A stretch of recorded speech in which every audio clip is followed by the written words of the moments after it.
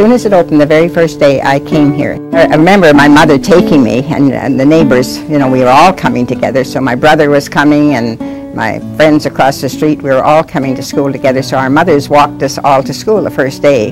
This is 1931, and so people aren't getting new things. So it was pretty nice, and the teachers were nice. I really liked it.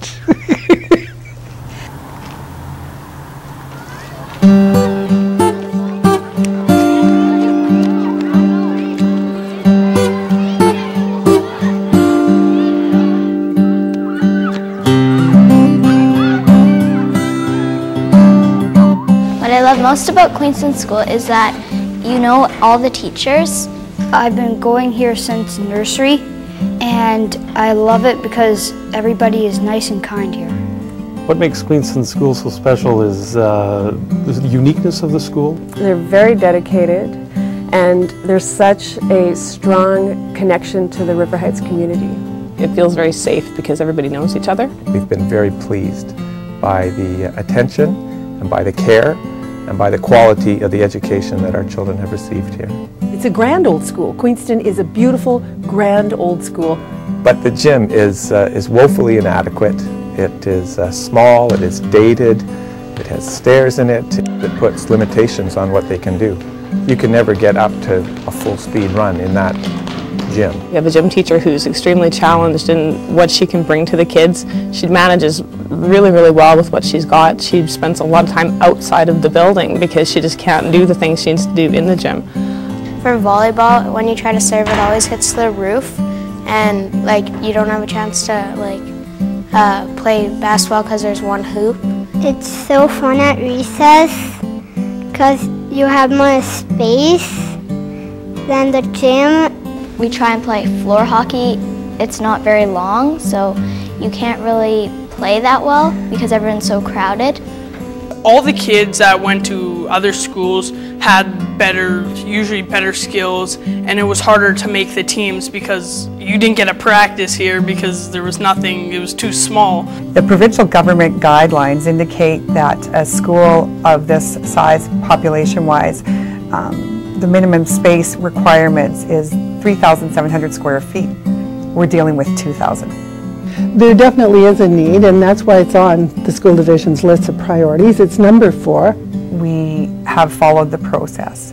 The problem herein lies that over the years, meetings with both trustees and individuals from the Winnipeg School Division have occurred numerous times. We feel their support. We receive their support.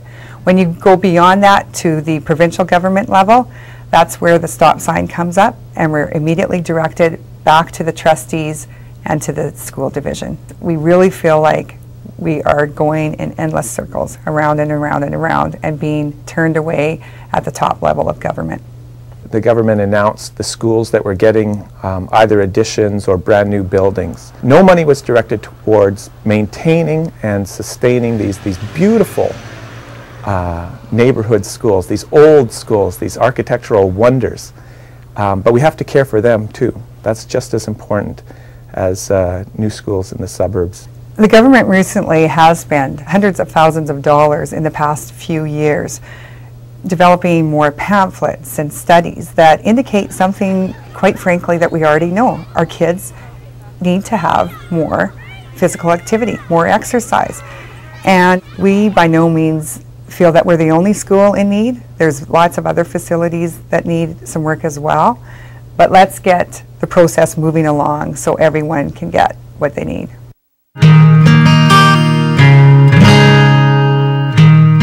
I think that the parents and the friends of Queenston School have really reached out with the proposal that they've got to the entire community. The vision would be to have you walk in, you have a new basketball court with changing facilities. Currently today we don't have that. We would also have the opportunity to play volleyball, basketball, any type of indoor sport that is there.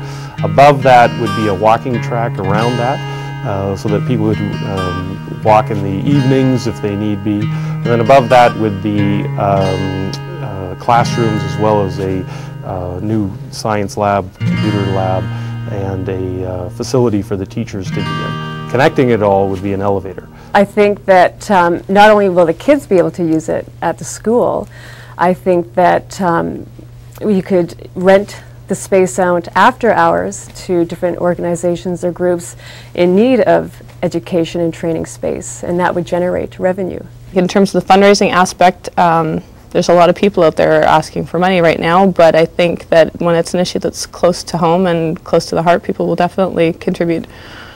We know that our kids will more than likely not enjoy this new facility because they probably have already graduated from Queenston School. But for future generations, to increase the amount of physical activity is what we're looking for. It's going to be a great improvement in their health, if no other reason. When you have people exercising and you have the facilities for them to do it, then that improves their health and that improves life for all of us. I think the parents' proposal builds a bridge to take this grand old school into the 21st century. If I could run around, I might even try the track out. We are going to do it with your help. One brick at a time.